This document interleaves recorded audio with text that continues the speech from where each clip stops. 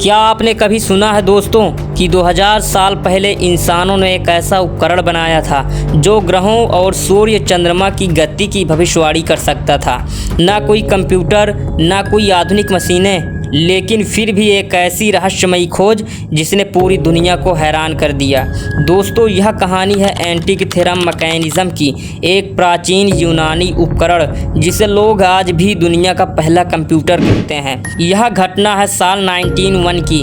Greece के एंटिक-थेरा द्वीप पर कुछ गोताखोर समुद्र की गहराई में स्पॉन्ज की तलाश कर रहे थे, लेकिन वहां उन्हें एक डूबा हुआ रोमन जहाज का मलबा मिलता है। इस जहाज से सोने चांदी के गहने, मूर्तियां और बहुत सारे खजाने निकलते हैं, लेकिन एक चीज़ ऐसी मिलती है जिसने पूरे वैज्ञानिकों को हैरान कर दिया। एक जंग लगा हुआ लोहे और कांसे का टुकड़ा जिसमें छोटे छोटे गेयर्स और दांतेदार पहिए लगे थे।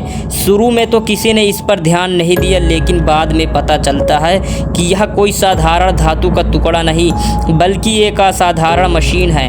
आज इस उपकरण को हम एंटिक-थेरम मैकेनिज़्म कहते हैं। यह लगभग 2000 साल पुरानी थी। मशीन में करीब 30 से ज़्यादा ब्रांच गेयर्स थे। जब इसे घुमाया जाता तो यह सूर्य और चंद्रमा की स्थिति बताता था। इतना ही नहीं दोस्तों, यह सूर्य ग्रहण और चंद्र ग्रहण की भविष्यवाणी भी कर सकता था, वो भी सालों पहले। सोचिए, जिस समय दुनिया में लोग मौसम तक को समझने के लिए आसमान की तरफ देखते थे, उसी समय ग्रीक वैज्ञानिकों ने इतना जटिल और एडवांस्ड उपकरण बनाया कैसे।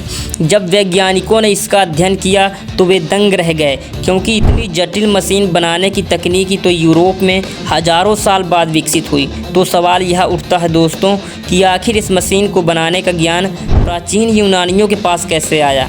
क्या यह किसी खोई हुई सभ्यता का विज्ञान था, या फिर उस समय इंसान गणित और खगोल शास्त्र में हमारी सोच से कहीं आगे था। कुछ विशेषज्ञ तो कहते हैं कि अगर इस तकनीक को आगे बढ़ाया जाता तो शायद कंप्यूटर का युग 19वीं नहीं बल्कि पहली सदी में ही आ गया होता। आज भी दोस्तों एंटिक-थेरम मैकेनिज़्म का पूरा रहस्य सुलझा नहीं है। यह हमें याद दिलाता है कि इंसानी दिमाग कितना अद्भुत है और प्राचीन सभ्यताओं में कितना ज्ञान छुपा हुआ है। तो दोस्तों, आपको क्या लगता है, यह सिर्फ खगोल शास्त्र का एक उपकरण था या फिर उस दौर का एक असली सुपर कंप्यूटर? अपनी राय हमें कमेंट में ज़रूर बताइए।